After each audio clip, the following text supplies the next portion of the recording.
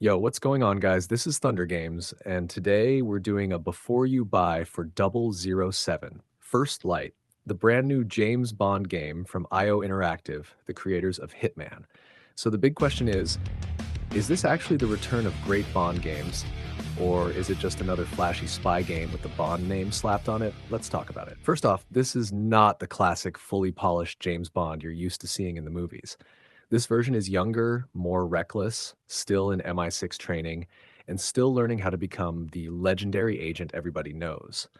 But honestly, the game doesn't rely on that gimmick too much, which is good, because the real focus here is the gameplay. And that's where First Light gets interesting. If you like the newer Hitman games, you'll probably enjoy this a lot. The game mixes stealth, gadgets, social infiltration, shooting, and cinematic action all together in a way that actually feels like being a spy instead of just another soldier with a gun.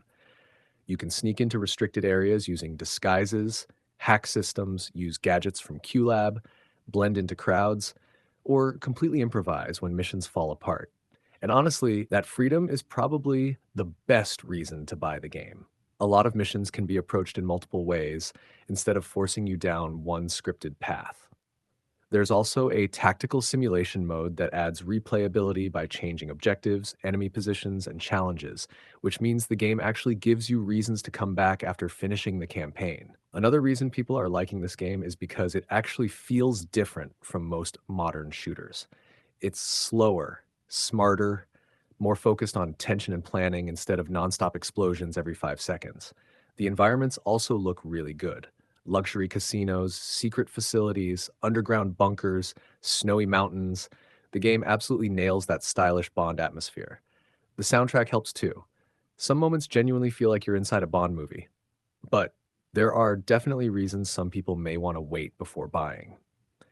The biggest issue right now seems to be the driving sections. A lot of critics are saying the car chases feel stiff compared to the stealth gameplay, and honestly, they kind of break the pacing sometimes. The boss fights are another weak point. Some of them look cool visually, but mechanically they can feel repetitive or overly scripted. And if you're expecting nonstop action like Call of Duty or Uncharted, this may not be your type of game. This is way more stealth focused and methodical, sometimes slower paced on purpose. So if you hate sneaking around or replaying missions differently, you might get bored. Also, while the story is solid, some people may not love seeing a less experienced Bond instead of the ultra confident version from the movies. So, should you buy it? Honestly, if you love stealth games, spy thrillers, or the newer Hitman games, this is probably worth checking out. It feels unique, stylish, and different from most AAA games right now. But if you mainly want nonstop action, perfect driving mechanics, or huge cinematic boss fights, you may want to wait for a sale.